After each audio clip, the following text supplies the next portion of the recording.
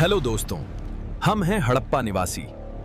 अभी 2600 BCE का समय चल रहा है। आपके एग्जाम में हमारी सभ्यता से बहुत सवाल आते हैं, इसलिए ये वीडियो ध्यान से देखें।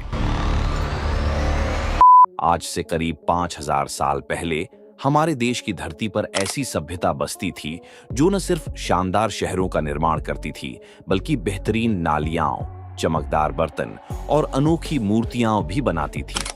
जी हाँ, मैं बात कर रहा हूँ हड़प्पा सभ्यता की। स्वागत है आपका हमारे शहर मोहनजोदारो में। साल लगभग 2600 BCE है। आइए चलते हैं उस दौर में जहां से हमारी इतिहास की सबसे पुरानी और रहस्यमयी कहानी शुरू होती है। ये लगभग 2500 साल ईसा पूर्व ये सभ्यता दक्षिण एशिया के पश्चिमी हिस्से में फैली हुई थी, वो इलाका जो आज पाकिस्तान और पश्चिमी भारत कहलाता है। आपको जानकर हैरानी होगी कि सिंधु घाटी सभ्यता उस समय मिस्र, मेसोपोटामिया और चीन जैसी दुनिया की सबसे पुरानी सभ्यताओं से भी कहीं ज्यादा उन्नत थी।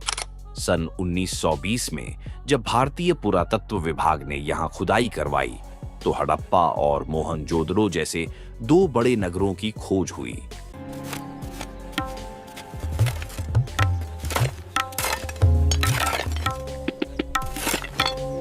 और फिर 1924 में विभाग के डायरेक्टर जनरल जॉन मार्शल ने आधिकारिक तौर पर दुनिया के सामने इस नई सभ्यता की घोषणा की। हड़प्पा सभ्यता अपनी बेहतरीन शहर बनाने की योजना के लिए जानी जाती थी। मोहनजोदड़ो और हड़प्पा जैसे नगरों में ऊंचाई पर दुर्ग बने हुए थे, जहां शायद ऊंचे दर्जे के लोग रहते थे। यह है हमारा मोहनजोदारो। पश्चिमी हिस्सा, जिसे हम नगर दुर्ग कहते हैं, ऊंचे स्थान पर बना है। यह है पूर्वी हिस्सा, जो नगर दुर्ग से बड़ा मगर निचले स्थान पर है। यहाँ हम जैसे आम लोग रहते हैं। इन दुर्गों के नीचे ईंटों से बने आम लोगों के घर हुआ करते थे। इस सभ्यता की सबसे खास बात थी ग्रिड सिस्टम, मतलब सड़कों को इस तरह बनाया जाता था कि वे एक दूसरे को सीधी 90 डिग्री पर काटे। देखिए, हमारी गलियां पूरी तरह सीधी हैं और 90 डिग्री के कोण पर एक दूसरे से मिलती हैं। ऐसी व्यवस्था आपको हड़प्पा और मोहनजोदड़ो दोनों स्थानों पर दिखाई देगी। यहाँ बड़े बड़े अन्न भंडार बनाए गए थे।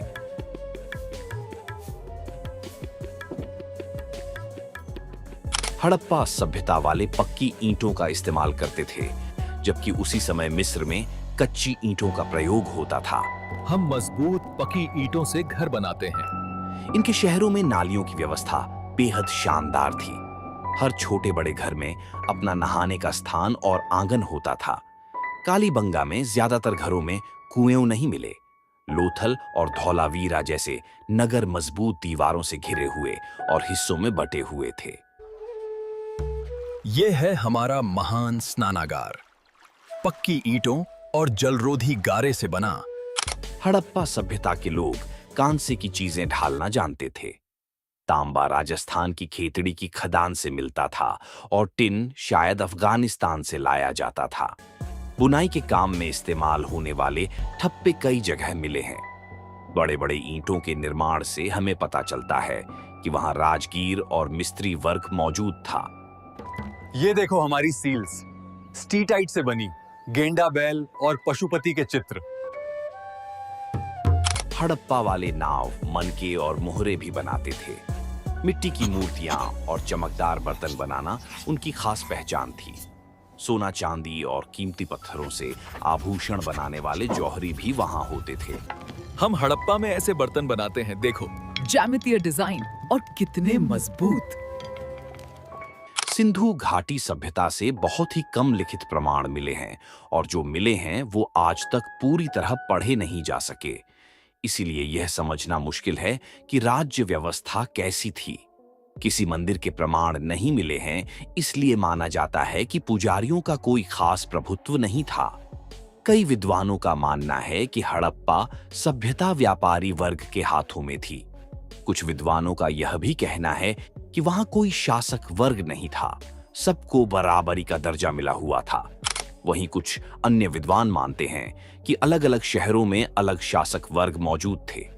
धर्म, मिट्टी की मूर्तियों से पता चलता है कि लोग पृथ्वी को उर्वरता की देवी मानते थे और उसकी पूजा करते थे।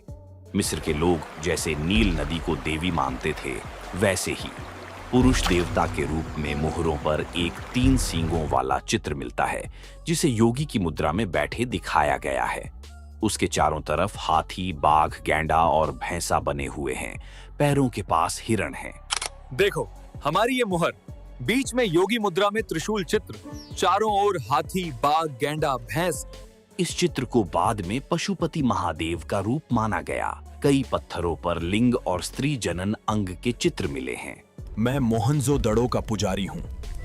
देखिए, मेरे वस्त्रों पर सुंदर डिजाइन और मेरी लंबी दाढ़ी। हड़प्पा के लोग पेड़ों और जानवरों की पूजा भी करते थे। हम पेड़ों और जानवरों की पूजा करते हैं। प्रकृति ही हमारा देवता है। उनके लिए सबसे खास जानवर था एक सींग वाला गैंडा और कुबड़ वाला सांड। बहुत से ताबीज भी खुदाई में मिले हैं। अर्थव्यवस्था, हजारों मोहरों, समान लिपि, वजन और माप की पद्धति से साफ है कि व्यापार इनकी जिंदगी का अहम हिस्सा था। ये लोग पत्थर, धातु, सीप और शंख का व्यापार करते थे।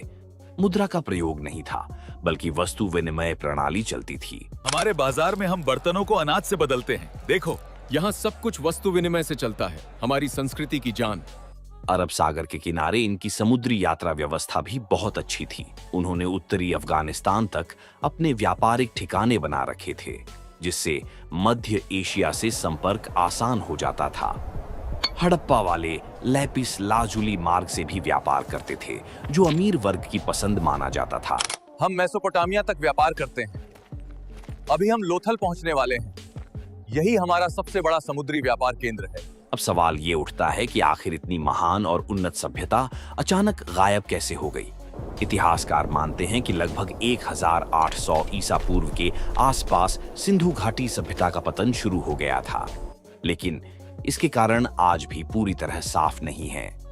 कुछ विद्वानों का मानना है कि इंडो यूरोपियन जनजातियां, जिन्हें हम आर्य कहते हैं, उन्होंने आकर इस सभ्यता पर हमला किया और धीरे धीरे इसे कमजोर कर दिया।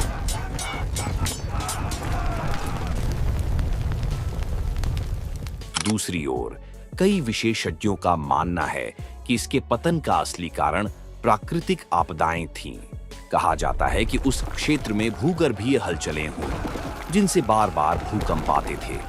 वहीं जलवायु में बदलाव भी हुआ। बारिश के पैटर्न बदल गए। कुछ जगहों पर नदियों ने अपना रास्ता बदल लिया, जिसके कारण खेतों में बाढ़ आई और खाद्य उत्पादन पर असर पड़ा। इन तमाम कारणों की वजह से यह सभ्यता धीरे धीरे कमजोर पड़ी और आखिरकार अपना अस्तित्व खो बैठी। मतलब, सिंधु घाटी सभ्यता का पतन अचानक नहीं हुआ, बल्कि यह एक धीमी प्रक्रिया थी जो कई कारणों से मिलकर हुई। आपको हमारी सभ्यता कैसी लगी? कमेंट्स में जरूर बताएं।